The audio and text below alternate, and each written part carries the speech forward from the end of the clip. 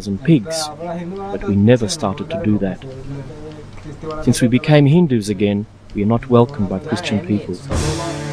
The majority of these missionaries promise better health through simple healing ceremonies, and reminds me of snake oil salesmanship. They make promises of better living standard in the villages, such as water supplies, houses, food, and so on. But the reality is, even after conversion, their life standard does not change. It is common knowledge that the churches buy conversions for $12 a head. Many of the benefits are provided only in the beginning to bribe the villagers to convert, but after a while it ceases. Missionaries prefer group conversions.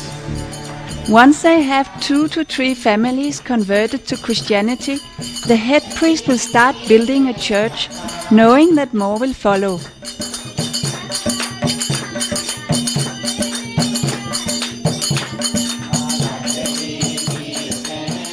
The church is very different from the village houses, which are made from wood and dirt mixed with cow dung. The church gives the villagers an impression of security and power. The church is built of bricks and is often the most prominent structure in the village. The money flow for the Protestant missionary work comes from Europe and USA, depending on the origin of the church. A major chunk of the funds comes from private donors, industrialists, NGOs, and different European governments. Every year, vast sums of money flow into India. For the Catholic missionary work, the sums reach 8 figures in dollars and come from sources as diverse as the Vatican's and well-meaning industrialists across the world and different organizations like Manas Unidas and others. The missionaries target young school children.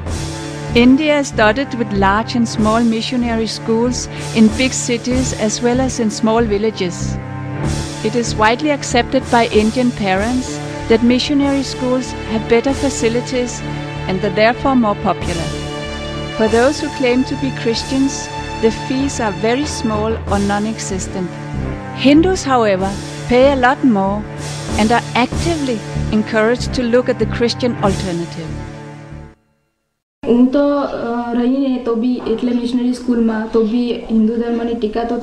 I was taught in the Christian missionary school that to be a Hindu is very bad and to be a Christian is good. We were taught that Jesus is an innocent shepherd like the people in my village, and that the Hindu gods are evil because they wear weapons. We were not allowed to learn the traditional Indian language and were stopped from singing the national anthem. The Sanskrit language is learnt by everyone in Indian schools. My father is a Sanskrit teacher, so I know a little. The Christian teacher twists the meaning of many Sanskrit words to give us a bad feeling about Hinduism. 3 of my friends' families were persuaded with food, money, and a low or even no school fee for their children. If you didn't pay the fees in the school, you were totally under the teacher's control and were converted. I myself was tempted to do the same, but my family convinced me not to. Upon refusal, my Christian teachers gave me a hard time. They didn't give me support at all, and because of this I failed my mathematics exams. Even though I am a Hindu, I had to participate in the Christian prayer in the church every day, but I didn't go for confession. And because of this, I was treated very strictly. I believe that the Christians are here in India because they want to destroy the whole Hindu culture and religion. They will just help. Gujarat, the Protestants came before. In Dang, Gujarat, it is very difficult to buy land, especially if you are a foreigner. But the Maharaja used to drink a lot, so it was very easy to persuade him with a little bribe. And with the help of one official, I was able to buy land. When I first came to Dang, there was no Christians here. We started with various projects such as buying buffaloes for the farmers and giving them seeds and grading the land. I soon realized that education was a better method, so I started a missionary school. We received money from various NGOs in Europe and the Spanish organization called Manos Unidos. We even got financial support from the bishop in Germany. At the same time, we began to convert these people. We convert people in large groups so that an individual doesn't start to feel lonely in his or her village. A lot of the Catholic fundings goes toward building missionary stations, hospitals and educational centers. These include day schools, boarding schools and even theological universities.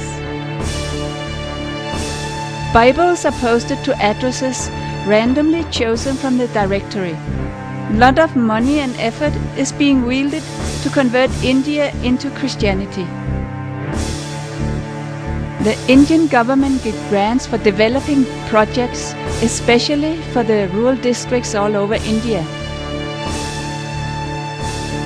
It is a well-known fact that the missionaries bribe the local politicians and leaders to get their work done and to get funds sanctioned from the government to purchase land or to build schools and missionary stations.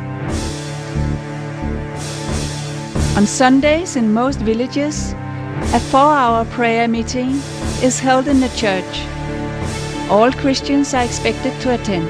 If they are found not to be there, they are told that they will be possessed by the devil, a threat that they take very literally.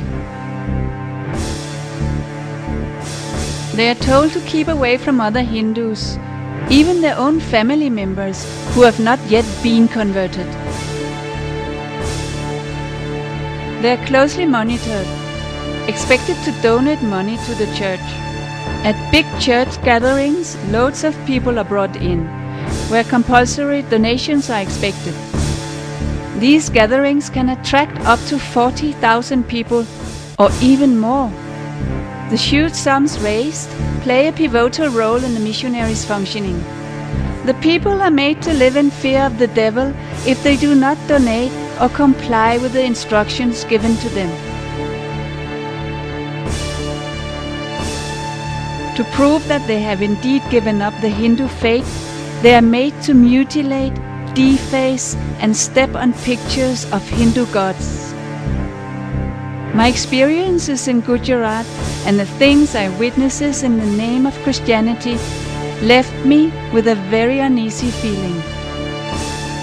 I saw aggressive men forcing a fundamentally flawed belief, based on fear and manipulation, on the lives of innocent people.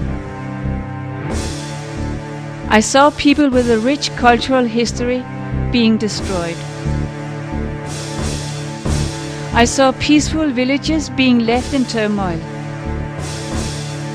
I saw hostility and mistrust between Hindus and Christians, and that the state of Gujarat was on the verge of a serious situation of civil unrest due to the misdeeds of Christian missionaries.